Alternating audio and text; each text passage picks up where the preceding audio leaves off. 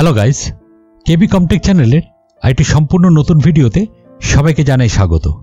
এই ভিডিওতে আমরা দেখে নেব কিবোর্ডের F1 থেকে F12 যে কিগুলি আছে সেই কিগুলির ফাংশনটি কি, সেটি কিভাবে ব্যবহার হয় উইন্ডোজে বা ওয়ার্ডে বা এক্সেলে বা বিভিন্ন জায়গায় সেটি কিভাবে ব্যবহার হয়।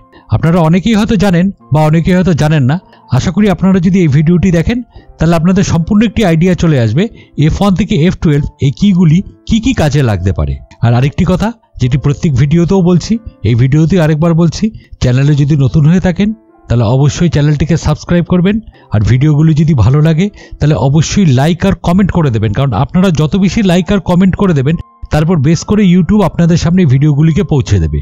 আর সাবস্ক্রাইব করবার সময় অবশ্যই বেল আইকনটি প্রেস করে দেবেন, তাহলে যখনই আমি কোনো নতুন ভিডিও দেব তার নোটিফিকেশান সঙ্গে সঙ্গে আপনাদের কাছে পৌঁছে যাবে।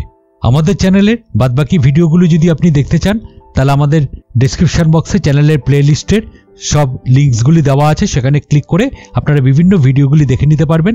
তাহলে আপনাদের এক্সেল, ওয়ার্ড এগুলি সম্বন্ধে আপনাদের সম্পূর্ণ একটি আইডিয়া তৈরি হয়ে যাবে। তাহলে চলুন আর দেরি না করে শুরু করা যাক আমাদের আজকের এই ভিডিওটি। আমরা যখন লাইফে কোনো কাজ করি তখন সেখানে শর্টকাট নেওয়াটা খুব উপযোগী নয়, আর শর্টকাট নিলে আমাদের অনেকের কাজই অসম্পূর্ণ থেকে যেতে পারে। বাট আমরা যখন কম্পিউটারে কাজ করি তখন আমরা শর্টকাটের মাধ্যম দিয়ে প্রচুর কাজ করতে পারি, তাহলে এটা আমাদের প্রচুর টাইম সেভিং করে, অর্থাৎ আমাদের কাজের ক্ষেত্রে অনেক সময় বাঁচিয়ে দেয়। প্রথমে আমরা চলে আসি F1 কিতে। এখানে আমাদের মাইক্রোসফট ওয়ার্ড ওপেন করা আছে। এবার F1 কি এর মাধ্যম দিয়ে আমরা সবসময় যে কোনো হেল্প পেতে পারি, যে কোনো আমাদের হেল্প সেকশনটি খুলে যাবে। যেরকম আমরা মাইক্রোসফট ওয়ার্ডে আছে, আমরা যদি এখান থেকে F1 কিটি প্রেস করি, দেখুন যখন আমি F1 কিটি প্রেস করলাম দেখুন এখানটায় ডান দিকে মাইক্রোসফট ওয়ার্ডের হেল্পটি খুলে গেল। এছাড়াও আমরা যদি গুগল ক্রোমে কাজ করি সেখানে আমরা যদি F1 কিটি প্রেস করি তাহলে দেখুন গুগল ক্রোমের হেল্প সেন্টারটি খুলে গেল। আর যদি আমরা উইন্ডোজে কাজ করি তখন উইন্ডোজে যদি আমরা হেল্প সেন্টার খুলতে চাই তাহলে আমাদের কি করতে হবে, কিবোর্ডে যে উইন্ডোজ কিটি আছে উইন্ডোজ কির সঙ্গে আমাকে F1 কিটি প্রেস করতে হবে। তাহলে দেখুন উইন্ডোজের হেল্প সেন্টারটি খুলে যাবে। আপনি যে ভার্সনে কাজ করছেন সেই ভার্সনের হেল্প সেন্টারটি আপনার সামনে খুলে যাবে। এছাড়াও আমরা যখন উইন্ডোজ ইনস্টল করি বা যখন আমরা প্রথম মেশিন অন করি তখন যদি আমরা F1 কিটি প্রেস করি তাহলে আমরা সিমসের মধ্যে এন্টার করে যেতে পারি। এবার চলে আসলাম F2 কিতে। F2 কি এর মাধ্যম দিয়ে আমরা যে কোনো ফাইলকে খুব তাড়াতাড়ি রিনেম করে ফেলতে পারি। যেরকম ধরুন আমি যদি এই ফাইলটা নর্মালি রিনেম করতে চাই, আমরা কি করি, এই ফাইলটাতে রেখে মাউসের রাইট বাটন ক্লিক করি, করে এখানে যে রিনেম অপশনটি আছে আমরা সেখানটা ক্লিক করে তারপরে ফাইলটিকে রিনেম করি। বাট আমরা যদি এই ফাইলটিতে ক্লিক করে আমরা যদি কিবোর্ড থেকে F2 কিটি প্রেস করি তাহলে এখানটা আমরা যে কোনো নাম দিয়ে টাইপ করে আমরা রিনেম করে ফেলতে পারি। আর আমরা যদি সব ফাইলকে একসঙ্গে করতে চাই তাহলে আমরা সবকটা ফাইলকে সিলেক্ট করলাম, এখান থেকে আমরা F2 কি প্রেস করলাম। এবার এখান থেকে আমরা যা ইচ্ছা একটা নাম দিয়ে দিলাম, ধরুন আমি এখানে একটা নাম দিয়ে দিলাম TTT, বাইরে ক্লিক করলাম, তাহলে দেখুন প্রত্যেকটা ফাইলের নাম এইভাবে সেভ হয়ে গেল। এছাড়াও এক্সেলে F2 কি এর মাধ্যম দিয়ে আমরা খুব তাড়াতাড়ি কোনো সেলের মধ্যে এডিটিং করতে পারি। যেরকম দেখুন এখানে আমার দুটো জিনিস লেখা আছে, আমরা যদি এখানে কোনো কিছু এক্সট্রা লেখা ঢোকাতে চাই তাহলে আমরা কি করি, এই সেলটাতে রেখে মাউসটাকে ডবল ক্লিক করতে পারি, তাহলে আমরা এখানে এডিট করতে পারি। বা আমরা কি করতে পারি, এখানটায় ক্লিক করে এখানে যে ফর্মুলা বার আছে সেখানে গিয়ে আমরা যদি কিছু টাইপ করি চলে আসবে। আর খুব তাড়াতাড়ি যদি আমরা করতে চাই তাহলে আমরা যে সেলটার মধ্যে এডিট করবো সেখানটা রেখে আমরা যদি কিবোর্ড থেকে F2 কি প্রেস করি তাহলে দেখুন কার্সারটি ওখানটা চলে আসলো। এবার আমরা যদি এখানটা লিখে দেই তাহলে দেখুন এখানে সেই লেখাটি এডিট হয়ে এই জায়গাটায় চলে এলো। এছাড়াও আপনারা ওয়ার্ড, এক্সেল বা পাওয়ার পয়েন্টে যে কোনো ডকুমেন্টকে যদি ওপেন করতে চান তাহলে আপনারা যদি এখান থেকে অল্ট কন্ট্রোল তার সঙ্গে আমরা যদি F2 কিটি প্রেস করি তাহলে দেখুন এখানে ওপেন উইন্ডোটি খুলে যাচ্ছে। এখান থেকে আপনারা যে কোনো ডকুমেন্টকে আমরা এখান থেকে ওপেন করে নিতে পারি। এছাড়াও আমরা যদি ওয়ার্ড বা এক্সেলে আমরা যদি কোনো প্রিন্ট প্রিভিউ দেখতে চাই তাহলে আমরা যদি কন্ট্রোলের সাথে যদি আমরা F2 কিটি প্রেস করি তাহলে দেখুন প্রিন্ট প্রিভিউটি খুলে যাবে, এখানে আমরা প্রিন্ট প্রিভিউটি দেখে নিতে পারি। এবার চলে আসলাম F3 কিতে। প্রথমে আমরা চলে আসি এখানে ওয়ার্ডে আমরা যদি কোনো লেখাকে আমরা চেঞ্জ কেস করতে চাই, যেরকম মনে করা যাক আমি এই জায়গাটাকে সিলেক্ট করলাম, আমি এই জায়গাটাকে চেঞ্জ কেস করতে চাই, আমরা যদি শিফট তার সঙ্গে F3 কিটি প্রেস করি দেখুন এখানে সম্পূর্ণটি ক্যাপিটাল লেটার্স হয়ে গেল, অর্থাৎ আপার কেস হয়ে গেল। আবার যদি শিফট F3 প্রেস করি তাহলে এটি আবার স্মল লেটারে হয়ে গেল। এছাড়াও উইন্ডোজ এক্সপ্লোরারে যদি আমরা F3 কিটি প্রেস করি তাহলে এখানে সার্চ বক্স যেটি আছে সেটি অ্যাক্টিভ হয়ে যাবে। দেখুন আমি F3 কিটি প্রেস করছি, একদম রাইট হ্যান্ড সাইডে দেখুন সার্চ বক্স যেটি আছে সেটি অ্যাক্টিভ হয়ে গেছে। আমরা যদি এখানটা লিখে দিই .docs তাহলে দেখুন এখান থেকে যেটি সার্চ করতে চাইছি সেরকম ফাইলগুলি সব এখানটায় দেখিয়ে দিচ্ছে। এছাড়াও আমরা গুগল ক্রোমে যদি F3 কিটি প্রেস করি তাহলে দেখুন সার্চ বক্সটি অ্যাক্টিভ হয়ে যাবে। এবার এখানে আমরা যেটা খুঁজতে চাইছি সেটা যদি আমরা এখানটা টাইপ করে দিই, ধরুন আমি এখানটা লিখে দিলাম এখানে ওয়ার্ড, তাহলে ওয়ার্ডটি কতবার আছে, ওয়ার্ড শব্দটি কতবার আছে সেটি এখানটা দেখিয়ে দিচ্ছে এবং এখানেও সার্চ করে সম্পূর্ণ জিনিসটি দেখিয়ে দিচ্ছে। এবার চলে আসি F4 কিতে। আপনারা যদি মাইক্রোসফট এজ ব্যবহার করে থাকেন, মাইক্রোসফট এজ ব্রাউজার, তাহলে আমরা যদি এখান থেকে F4 কিটি প্রেস করি তাহলে আমরা সঙ্গে সঙ্গে এখান থেকে দেখুন অ্যাড্রেস বারে পৌঁছে যেতে পারছি। আর যদি আমরা কোনো উইন্ডোজ এক্সপ্লোরার ইউজ করি সেখানে যদি আমরা F4 কিটি প্রেস করি তাহলে সেখানেও আমরা সরাসরি অ্যাড্রেস বারে পৌঁছে যাব। এখান থেকে আপনার যে পাথটি দরকার, অর্থাৎ যেটি আপনি বের করতে চাইছেন, সেখানে ক্লিক করলে দেখুন সেই পাথটি এখান থেকে ওপেন হয়ে যাবে। এটা বাদেও আপনার যদি কোনো এক্সেলে ফাইল বা ওয়ার্ডে কোনো ফাইল ওপেন থাকে, আমরা যদি এখান থেকে অল্ট F4 কিটি প্রেস করি তাহলে দেখুন এটি বন্ধ হয়ে যাবে। এবার সেভ করার আগে জিজ্ঞেস করছে সেভ করবো কি করবো না, আমরা ডোন্ট সেভ করে দিলাম, তাহলে অ্যাপ্লিকেশনটি ক্লোজ হয়ে গেল। এছাড়াও উইন্ডোজে কোনো যদি অ্যাপ্লিকেশন খোলা না থাকে তাহলে আমরা যদি এখান থেকে অল্ট F4 কিটি প্রেস করি তাহলে এখানে শাটডাউন উইন্ডোটি খুলে যাবে। এখান থেকে আমরা মেশিনকে শাটডাউনও করে ফেলতে পারি। এবার চলে আসি F5 কিতে।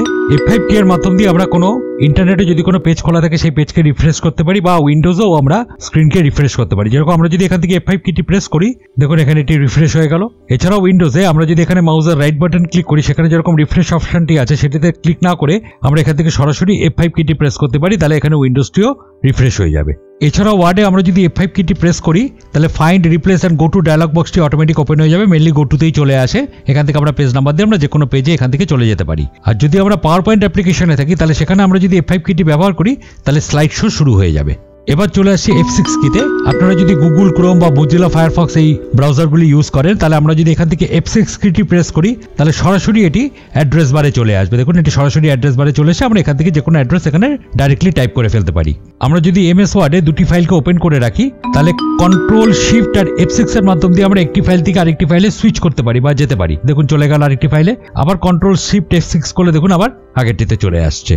একইভাবে এক্সেলও আমরা যদি দুটি ফাইলকে ওপেন করে রাখি তাহলে একটি ফাইল থেকে আরেকটি ফাইলে যাওয়ার জন্য আমরা যদি এখান থেকে কন্ট্রোল শিফট F6 প্রেস করি দেখুন আরেকটি ফাইলে চলে গেল, আবার কন্ট্রোল শিফট F6 প্রেস করলে দেখুন আবার আগেরটিতে চলে এলো। তাহলে আমরা এর মাধ্যম দিয়েও দুটো ফাইলের মধ্যে সুইচ করতে পারি। এবার চলে আসি F7 কিতে। MS ওয়ার্ডে আমরা যদি F7 কিটি প্রেস করি তাহলে আমরা এখান থেকে স্পেলিং চেক করতে পারি। আমি যখন F7 কিটি প্রেস করছি দেখুন এখানে স্পেলিং চেকের এটি চলে আসছে। আর যদি আমরা এখান থেকে শিফট F7 কিটি প্রেস করি তাহলে আমরা যে কোনো শব্দের আমরা রিলেটেড ওয়ার্ড বার করতে পারি, যেটাকে আমরা সিনোনিমস বলি, সেরকম আমরা বার করতে পারি এখান থেকে। আমরা যদি এই ধরনের ল্যাপটপের কোনো সিনোনিমস চাই তাহলে আমরা এই ল্যাপটপটিকে সিলেক্ট করলাম। এখান থেকে আমরা যদি শিফট F7 কিটি প্রেস করি তাহলে দেখুন রাইট হ্যান্ড সাইডে এর সিনোনিমসগুলি এখানটায় চলে আসছে। আর F8 ফাংশন কিটা ব্যবহার করায় আমরা যখন উইন্ডোজ ইনস্টল করি তখন যদি আমরা F8 ফাংশন কিটি ব্যবহার করি তাহলে বুট করবার জন্য, অর্থাৎ বুট মেনু আনবার জন্য আমরা F8 ফাংশন কিটি ব্যবহার করে থাকি। এবার চলে আসি F9 কিতে। F9 কিটি মাইক্রোসফট ওয়ার্ডে কোনো ডকুমেন্টকে রিফ্রেশ করবার জন্য ব্যবহৃত হয়। যেরকম আমরা এখানটা দেখিয়ে দিচ্ছি, ধরুন আমরা এখানটায় এটি সাম করতে চাই তাহলে আমরা এখান থেকে সরাসরি প্রেস করতে পারি কন্ট্রোল F9, তাহলে ক্যালকুলেশনটি চলে আসবে। দেখুন দুটি সেকেন্ড ব্র্যাকেট চলে এলো, আমরা এখান থেকে লিখে নিলাম ইকুয়াল টু সাম অ্যাভাব, যেহেতু ওপরে যোগ হবে। এইবার আমরা যদি এখান থেকে F9 কিটি প্রেস করি দেখুন কি হয়। দেখুন এখানে যোগফলটি চলে এসছে। এইবার আমরা যদি এখানে কোনো চেঞ্জিং করি, মনে করা যাক আমি এখান থেকে 5টাকে আমরা এখান থেকে 7 করে দিলাম, কিন্তু দেখুন এখানে যে যোগটি ছিল সেটি কিন্তু কোনো চেঞ্জ হলো না। তার জন্য আমরা কি করতে পারি, এখান থেকে আবার যদি আমরা F9 কিটি প্রেস করি, আমি এখান থেকে F9 কিটি প্রেস করলাম, দেখুন এটি সঙ্গে সঙ্গে যোগফলটি পরিবর্তন হয়ে গেল। এবার চলে আসি F10 কিতে। F10 কি এর মাধ্যম দিয়ে আমরা যে কোনো সফটওয়্যারের মেনু বার ওপেন করতে পারি। যেরকম আমার এখানে বর্তমানে গুগলটি খোলা আছে, গুগল ক্রোম খোলা আছে। আমরা যদি এখান থেকে F10 কিটি প্রেস করি, দেখুন আমি এখান থেকে F10 কিটি প্রেস করলাম, তাহলে দেখুন একদম রাইট হ্যান্ড সাইডে এখানে যে মেনু বার আছে এটি হাইলাইট হয়ে গেল। এবার এখান থেকে আমরা যদি ডাউন অ্যারো প্রেস করি বা মাউস দিয়ে ওখানে ক্লিক করি তাহলে দেখুন এখানে মেনু বারটি ওপেন হয়ে গেল। এছাড়াও MS ওয়ার্ডে আমরা যদি এখান থেকে F10 কিটি প্রেস করি তাহলে দেখুন যখন আমি F10 কিটি প্রেস করলাম তাহলে দেখুন এখানে ট্যাবস আর রিবনের উপর কিছু লেটারস হাইলাইট হয়ে গেছে। এবার আমরা যদি এখান থেকে সেই লেটারগুলো প্রেস করি তাহলে সেই ট্যাবটি ওপেন হয়ে যাবে। যেরকম আমি যদি ইনসার্টটি করতে চাই, আমরা এখান থেকে যদি N প্রেস করি তাহলে দেখুন ইনসার্ট খুলে গেল। এবার এখান থেকে আমরা যদি টেবিল ওপেন করতে চাই তাহলে এখান থেকে জাস্ট T প্রেস করলাম, T প্রেস করার পর দেখুন এখান থেকে টেবিল যে মেনুটি আছে সেটি ওপেন হয়ে গেল। এবার চলে আসি F11 কিতে। F11 কিটি আমরা সাধারণত কোনো ব্রাউজারে বেশিরভাগ ব্যবহার করে থাকি। F11 কিটি অর্থাৎ আমরা যখন ব্রাউজারে কোনো রকম ভিডিও দেখছি বা কোনো কিছু দেখছি সেখানে যদি আমরা ফুল স্ক্রিন করতে চাই তখন আমরা F11 কিটি ব্যবহার করি। F11 করলাম, দেখুন এখান থেকে ফুল স্ক্রিন হয়ে গেল। আবার এখান থেকে আমরা যদি F11 কিটি প্রেস করি তাহলে আবার ফুল স্ক্রিন থেকে এটি এক্সিট হয়ে গেল। কিন্তু আমরা যদি এক্সেলে F11 কিটি ব্যবহার করতে চাই তাহলে F11 মাধ্যম দিয়ে আমরা খুব জলদি, খুব তাড়াতাড়ি চার্ট বানিয়ে ফেলতে পারি। যেরকম দেখুন এখানে আমার একটি ডেটা দেওয়া আছে, আমরা জাস্ট এই ডেটাটিকে সিলেক্ট করলাম, করার পর আমরা যদি এখান থেকে F11 প্রেস করি দেখুন সঙ্গে সঙ্গে সেই ডেটাটির উপর বেস করে একটি চার্ট তৈরি হয়ে গেল একটি আলাদা শিটে। এবার চলে আসি F12 কিতে। এরও অনেকগুলি ফিচার্স আছে, যেরকম আপনারা যদি ওয়ার্ড বা এক্সেলে কোনো ফাইল ওপেন করে রাখেন এবং সেটি যদি সেভ করা না থাকে, তাহলে আমরা যদি এখান থেকে F12 কিটি প্রেস করি, তাহলে দেখুন এখান থেকে সেভ অ্যাজ ডায়ালগ বক্সটি ওপেন হয়ে যাচ্ছে। এবার আমরা এখানে নাম দিয়ে ফাইলটিকে সেভ করে ফেলতে পারি। এছাড়াও MS ওয়ার্ড বা এক্সেলে আমরা যদি কন্ট্রোলের সাথে F12 কিটি প্রেস করি, তাহলে ওটা আগেটি যেমন খালি F12 এ সেভ অ্যাজ ডায়ালগ বক্স খুলে যাচ্ছিল, এখানে কন্ট্রোল F12 প্রেস করলে দেখুন ওপেন ডায়ালগ বক্সটি খুলে যাচ্ছে। এখান থেকে আমরা যে কোনো ফাইলকে খুব তাড়াতাড়ি ওপেন করে ফেলতে পারি। এছাড়াও ওয়ার্ড বা এক্সেলে আমরা যদি কন্ট্রোল শিফট প্রেস করে তার সঙ্গে F12 কিটি প্রেস করি, তাহলে দেখুন এখানে প্রিন্ট ডায়ালগ বক্সটি ওপেন হয়ে যাবে, যেটা আমরা সাধারণত ফাইল মেনুতে ক্লিক করে তারপরে সেটিকে ওপেন করি। তাহলে দেখতে পারলেন কত সুন্দর সুন্দর মজাদার জিনিস আমরা F1 থেকে F12 কি এর মাধ্যম দিয়ে খুব তাড়াতাড়ি কাজ করে ফেলতে পারি এই শর্টকাট কিগুলি ব্যবহার করে।